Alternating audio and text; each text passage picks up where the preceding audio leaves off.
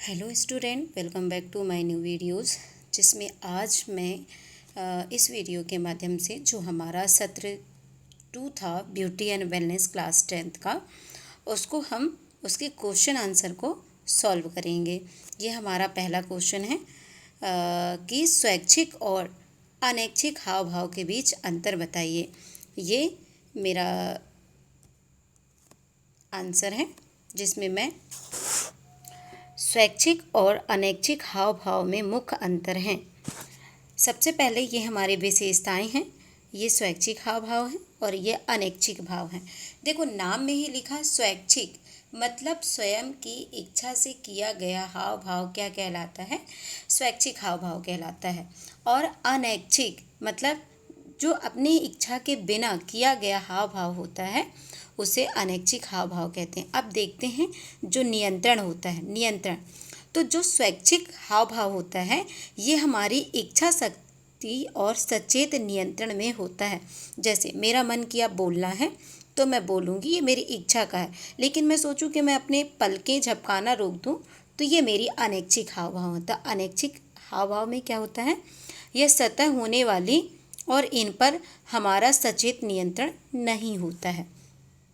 उद्देश्य इसका उपयोग अक्सर किसी विशेष संदेश को संप्रेषित करने के लिए जानबूझकर किया जाता है, और जबकि अनैच्छिक में ये अक्सर भावनाओं या शारीरिक प्रतिक्रियाओं जैसे डर, खुशी, दर्द के प्रति स्वाभाविक प्रतिक्रिया या ऑटोमेटिक हो जाता है ना। उदाहरण के लिए हाथ मिलाना, किसी को बुलाने के लिए हाथ हिलाना, जानबूझकर मुस्कुराना, ये हमारी स्वैच्छिक हाव भाव हैं। जबकि दूसरी तरफ चौंकने पर हाथ पीछे खींचना, पलकें झपकाना, अचानक डर लगने पर चेहरे के भाव बदल जाना, ये हमारी अनैच्छिक हाव भाव हैं। अब तंत्रिका तंत्र तो मैं बात करती हूँ कि जो स्वैच्छिक हाव भाव होते हैं, जो स्वयं की इच्छा से हाव भाव किए जाते हैं, इनका नियंत्रण मस्तिष्क जो हमारा ब्रेन होता है, वो सचेत भाग है ना, सोमैट्रिक नर्वस सिस्टम द्वारा किया जाता है। जबकि जो अनैच्छिक क्रियाएं हैं, ये अक्सर ऑटोनॉमिक नर्वस सिस्टम द्वारा नियंत्रित किया जाता है। यह हमारा पहला क्वेश्चन हो गया। अब हम दूसरा क्वेश्चन देखते हैं कि एपिक्रेनियस के 2 भागों के नाम बताइए। तो हम यहाँ पे आंसर में जाते हैं। ये हमारा आंसर है, एपिक्रेनियस के 2 भाग।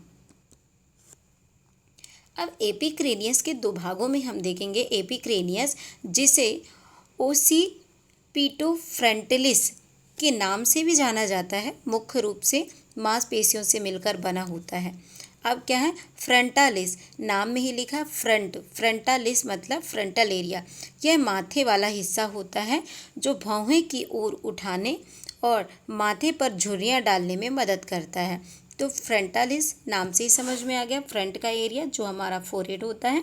फिर ओसिपिटालिस, यह सिर के पीछे का हिस्सा खोपड़ी के आधार में स्थित होता है और यह खोपड़ी की त्वचा को पीछे की ओर खींचने का काम करता है। तो ये हमारा हो गया 2 भाग एपिक्रेनियस के। उसके बाद हम नेक्स्ट क्वेश्चन देखेंगे, जिसमें हमारा क्या है? रिक्त स्थान है और सही गलत है। तो इसको हम एक पेज में देखेंगे। सबसे पहले हम देखते हैं रिक्त स्थान। रिक्त स्थान में हम देखेंगे कि पहला का नंबर है। का नंबर क्या है? कि जो डैश नाक की झुर्रियाँ पैदा करने में जिम्मेदार है। तो ऐसा कौन सा पार्ट है जो हमारे नाक की झुर्रियाँ पैदा करने के लिए जिम्मेदार है? प्रोसेसर। कौन सा? प्रोसेसर। फिर डैश मांसपेशी होंठों के ऊपर हिस्से को घेरता है। तो ऐसी कौन सी मांसपेशियां हैं जो हमें होंठों के ऊपर के हिस्से को घेरता है? तो ऑर्बिकुलारिस ओरिस। तो इसका नाम याद कर लीजिएगा। फिर अगला क्वेश्चन है, कान के ऊपर मौजूद होता है। तो क्या होता है? ऑरिकुलरिस। ये क्या होता है? कान के ऊपर मौजूद होता है। फिर अगला हम देखेंगे, ये हमारा सही और गलत है। सही गलत बताना है। तो हमारा ये जो पहला क्वेश्चन है, फ्लेक्सिंग को भागों में के बीच कोण के काम करने के हाव भाव के ऊपर परिभाषित किया गया है।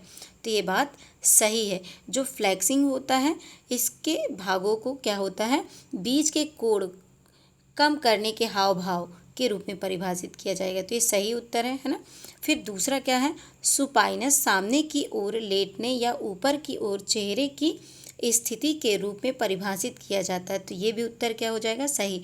जो सुपाइना है ये सामने की ओर लेटने या ऊपर की ओर चेहरे की स्थिति के रूप में परिभाषित किया जाता है।